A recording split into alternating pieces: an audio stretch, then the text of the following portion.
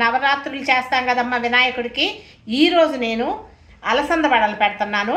నేను ఎలా చేశానో చూసేయండి. బొబ్బరి పప్పుని నానపెట్టేసేద్దాం బొబ్బర్ల గారెల కోసం. ఒక 4 hours ముందర నీళ్లు పోసి నానపెట్టుకోవాలి.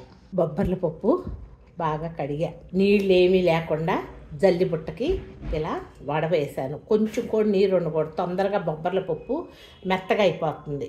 దీన్ని కోర్సుగా రుబ్బి తీసుకొస్తా. పప్పుకు సరిపడా 2 ఉల్లిపాయలు తీసుకున్నాను, కొంచెం అల్లం ముక్క, 4 పచ్చిమిరపకాయలు, పిండికి సరిపడా ఉప్పు, జీలకర్ర వేసి కోర్సుగా గ్రైండ్ చేసి తీసుకొని వస్తాం. ఈ కరివేపాకు రెబ్బలు చిన్న చిన్నగా ముక్కలుగా తుంపి తీసుకొద్దాం. చూడండి, పప్పులుగా కచ్చా పచ్చాగా రుబ్బేయండి. కోర్సులో పెట్టి ఉల్లిపాయలు వేసుకున్నాం, కరివేపాకు కూడా వేసేద్దాం.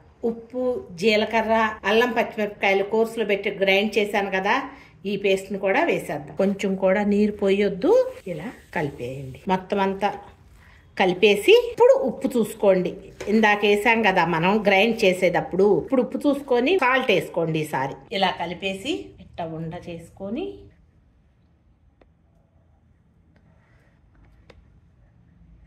రౌండ్గా వడలు చేసేసేయండి. గారె అయితేనేమో ఇలా చేస్తాం కదా, గారెల పిండిగా రుబ్బలేదమ్మా, బొబ్బర్లు వడగా రుబ్బాం, బాగా కచ్చా పచ్చాగా రుబ్బాం కదా, అందుకని ఇలా చేసేయండి. రౌండ్గా చేసుకున్నవన్నీ వేసేయండి. అలసంద వడలు బాండి నిండుగా ఫస్ట్ వేసేసానమ్మా. చూడండి ఇలా వేగుతున్నాయి కదా, ఇప్పుడు తీసేద్దాం. ఇలా మొత్తం అన్నీ వేయించేసుకోండి అమ్మ. ఇవి 2-3 days నిల్వ ఉంటాయి కూడానమ్మా.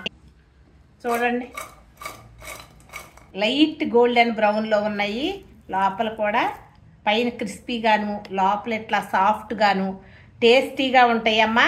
అలసంద వడలు చేసుకొని చూడండి, దేవుడికి నైవేద్యంగా కూడా మనం పెట్టుకోవచ్చు.